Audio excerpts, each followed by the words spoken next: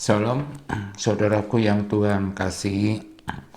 Marilah kita merenungkan satu kebenaran firman Tuhan, yaitu menyambut Raja Kemuliaan. Ayat yang akan kita renungkan pada hari ini diambil dari Mazmur 24 ayat 1 sampai ayat 10. Tetapi kita tidak membaca ayat ini secara keseluruhan, kita hanya membaca ayat ke-10. Saya berharap agar kalian dapat membaca ayat ini secara keseluruhan, agar kita dapat mengerti dari pembahasan yang akan kita renungkan saat ini. Firman Tuhan di ayat 10 berkata, "Siapakah dia itu, Raja Kemuliaan? Tuhan semesta alam, dialah Raja Kemuliaan." Saudaraku yang Tuhan kasihi, berbicara tentang Raja Kemuliaan, pemazmur ingin menggambarkan bahwa Raja Kemuliaan adalah Gembala Agung yang merawat domba-domba sampai lembah kekelaman. Di dalam Ibrani 13 ayat 20, firman ini berkata, sebagai Gembala Agung adalah Yesus sendiri. Jadi secara keseluruhan dari Mazmur pasal 24 berbicara tentang kedatangan Gembala Agung.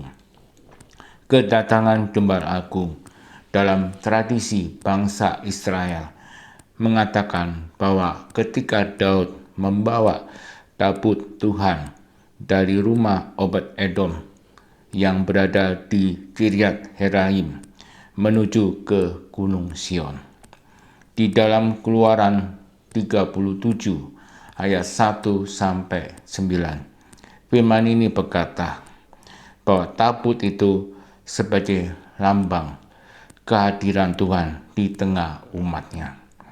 Oleh karena itu, di dalam suatu pertempuran dengan bangsa Israel, orang Filistin merampas tabut selama 7 bulan. Apa yang dilakukan oleh mereka? Mereka menyimpan dan memindahkan dari satu tempat ke tempat yang lain.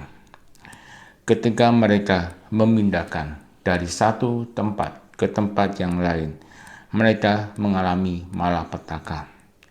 Oleh karena itu, ketika mereka mengalami malapetaka, orang Filistin mengembalikan tabut itu kepada bangsa Israel. Saudaraku yang Tuhan kasihi, dari ayat yang baru kita baca, kita melihat bagaimana Daud berusaha membawa tabut itu ke Yerusalem setelah Daud merebut kembali Sion dari orang Yebus. Firman Tuhan mengajarkan dan mengingatkan kita, ketika tiba waktunya untuk membawa tabut itu, Daud beserta dengan kawan-kawannya bersukacita. Perjalanan mereka diiringi dengan musik dan tarian yang menandai masuknya tabut dengan kemenangan Yerusalem. Saudaraku yang Tuhan kasihi, poin yang dapat kita pelajari, yang pertama, kita melihat di ayat 7 dan ayat 9. Di situ ada satu kata yang sangat menarik, yaitu angkatlah kepalamu. Maksud dari firman ini adalah perampasan tabut dari bangsa Israel oleh orang Filistin merupakan satu peristiwa yang sangat memalukan bagi bangsa Israel, sehingga mereka sangat terpukul. Mereka terpukul oleh karena lambang kehadiran Allah telah dirampas. Peristiwa tersebut memberikan mereka sebuah pelajaran bahwa bukan Allah yang kalah dalam peperangan, tetapi bangsa itu tidak setia kepada Allah, dan Allah menghukum bangsa itu melalui kekalahan yang memalukan. Yang kedua, ketika tabut itu dibawa ke Yerusalem, pemazmur menyuruhkan sebuah kalimat angkatlah kepalamu. Dengan seruan seperti ini, pemazmur menegaskan kepada bangsanya bahwa masa yang memalukan akan berakhir. Gembala agung telah datang. Saudaraku yang Tuhan kasihi, belajar dari perenungan ini mengingatkan kita ada dua hal yang harus kita perhatikan. Yang pertama, ketika kita datang dan mau melayani Tuhan, kita harus hidup benar.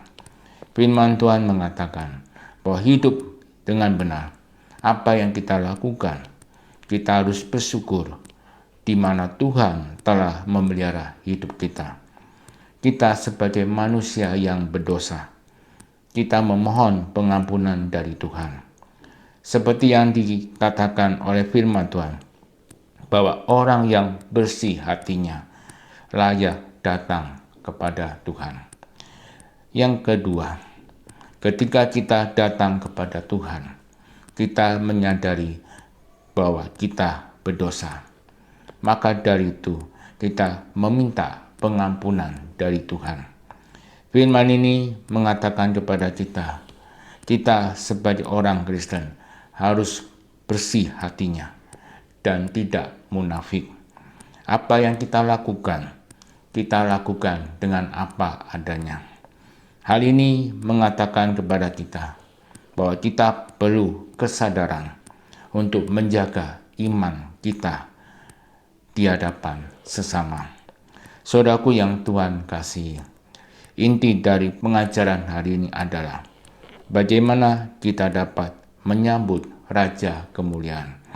Kita harus menjaga hati dan iman kita di hadapan Tuhan, serta menjaga hati dengan sesama. Kiranya Tuhan menolong kita. Amin.